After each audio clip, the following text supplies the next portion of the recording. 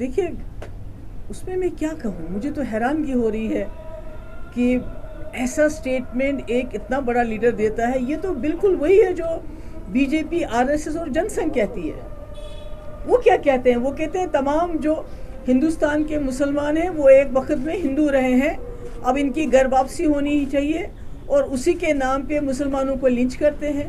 مسلمان کہیں نماز نہیں پڑھ سکتے, آپ نے دیکھا مسلمانوں کے گھر توڑے جا رہے ہیں, مسلمانوں کی دکانیں جلائی جا رہی ہیں, مسلمانوں کو کھلی طرح سے دھمکی دی جا رہی ہے کہ ان کا جینوسائیڈ ہونا چاہیے, مسلمانوں کو گولی ماری جا رہی.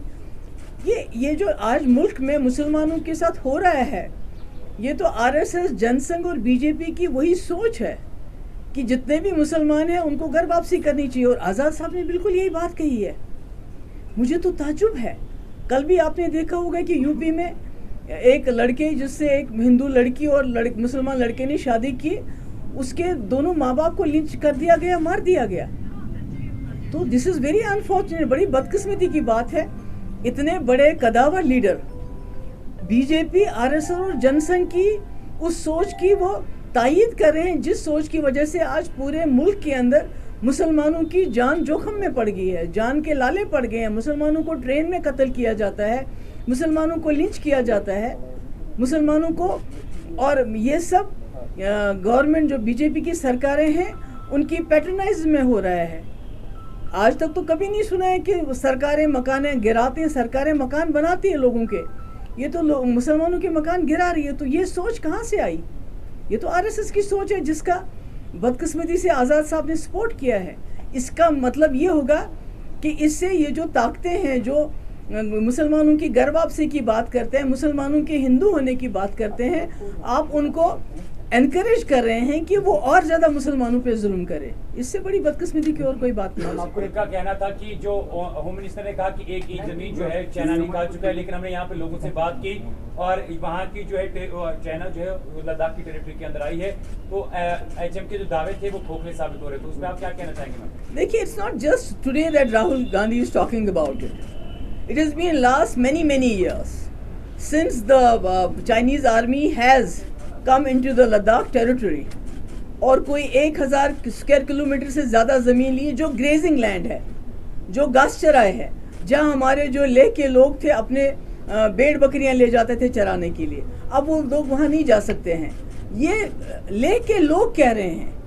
پاکستان جو گورنمنٹ میں کیبنٹ ہے اس میں جگہ ملی ہے, یاسین ملک کے خلاف کافی ایلیگیشنز بھی ہے, کشمیری پنڈتس کو لے کر بھی وہ بھی کافی زیادہ ایلیگیشنز لگا رہے ہیں. تو اس ڈیولپمنٹ کو آپ کیسے دیکھیں؟ دیکھیے, پہلی بات وومن ایمپاورمنٹ کا فرسٹ تھنگ از دیٹ جو مشال ملک ہے, آئی ایم ناٹ, میں اس کی کوئی وکیل نہیں ہوں, وکالت نہیں کر رہی ہوں.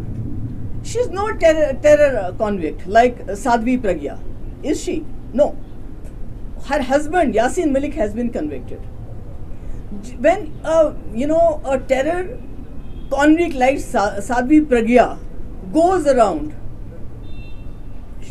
advocating openly to sharpen your knives to kill so and so, even the Prime Minister at one point of time said when Sadhvi Pragya used very abusive language about Gandhi ji, he said ki my heart is not going to forgive her, but she is roaming outside like anybody.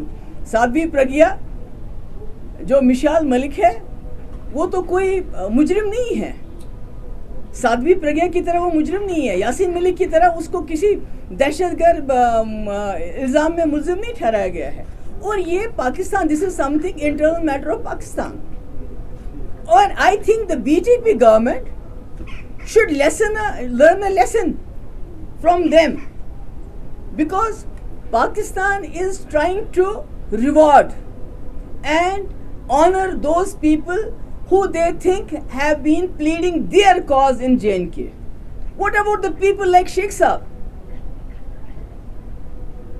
شیخ صاحب جیسے لوگ جنہوں نے جموں کشمیر ایک مسلم majority state کو ہندوستان کے ساتھ ملایا, اکیلا مہاراجہ تو نہیں کر سکتے تھے ایسا.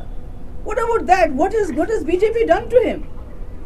Instead of awarding him, honoring him, جہاں بھی ان کا نام ہے اس کو نام کو مٹا رہے ہیں. مفتی صاحب جنہوں نے زندگی بھر who fought to win the hearts and minds of people of J&K so that Jammu Kashmir کے لوگ اور ملک کے لوگ نزدیک آتے, when they found nothing against him, then they went to his mausoleum and उसमें ऑडिट किया कि भाई उनका मकबरा बनाया मुफ्ती साहब का, ये बताओ ये पैसा कहाँ से आया है. So I think BJP needs to learn a lesson from Pakistani government. They are awarding, rewarding, honoring those people who they think have been pleading their case in J&K. Contrary to that, BJP is dishonoring, disrespecting the very same people, the very same Sheikh Sahab who was in the forefront of accession of Jammu and Kashmir to the rest of the country. Mufti Sahab who fought for the idea of India throughout his life. So तो ये तो मुझे लगता है कि इससे बड़ी तो शर्मनाक बात नहीं हो सकती है. Shame on BJP for doing what they have done to Sheikh Sahab's name. It's not only about ये खाली जो है फहाद शाह जिसको बेचारे को 2 साल हो जाएंगे अब जेल में, उसकी या कश्मीर वाला की बात नहीं है. ये जितने भी प्रेस के पीपल हैं, जितने भी यहाँ हमारे आउटलेट्स हैं प्रेस के, उनके एडवर्टीजमेंट्स बंद है, उनको मकानों से बाहर निकाला जा रहा है. यहाँ सिर्फ एक जो मीडिया एडवाइज़र है गवर्नर साहब का, who is a private person, उसकी क्या अथॉरिटी है? सारा वो जो किसको ऐड देना है, किसको नहीं देना है, अखबार में किसकी खबर छपनी चाहिए, किसकी खबर नहीं छपनी चाहिए, या तो वो करता है, या तो वो था जो ग्रेटर कश्मीर में इनका बंदा था जिसके खिलाफ 25 FIR है. तो ये तो बड़ी बड़ी कॉन्स्टिट्यूशन की बात कर रहे हैं कि हम जी कॉन्स्टिट्यूशन के मुताबिक चलते हैं. इन्होंने तो कॉन्स्टिट्यूशन का बेड़ा कर रखा है. मैं अगर मिसकोट ना उनको करूं तो उनका ये कहना है those misguiding people on land for landless are responsible for 50,000 innocent killings जो हुए थे. देखो वो क्या कहें, उनको हम ये मैं बताना चाहती हूँ. महबूबा मुफ्ती और उसकी जमात जम्मू कश्मीर में जितनी भी नाइंसाफियाँ होंगी, जितना भी कॉन्स्टिट्यूशन को यहाँ सबवर्ट किया जाएगा, जितना भी यहाँ के लोगों पे जुल्म किया जाएगा, जितना भी हमारे ज़मीन को खुर्द-बुर्द करने की, हमारे नौजवानों की नौकरियों के साथ नाइंसाफ़ी होगी, जो भी नाइंसाफ़ी होगी हम लड़ेंगे. चाहे वो क्या कहते हैं, चाहे वो जेल में डाल दें, चाहे घरों से निकाल दें, कोई और इल्ज़ाम लगाए, बट महबूबा मुफ्ती खड़ी रहेगी सामने जब तक मैं जिंदा हूँ.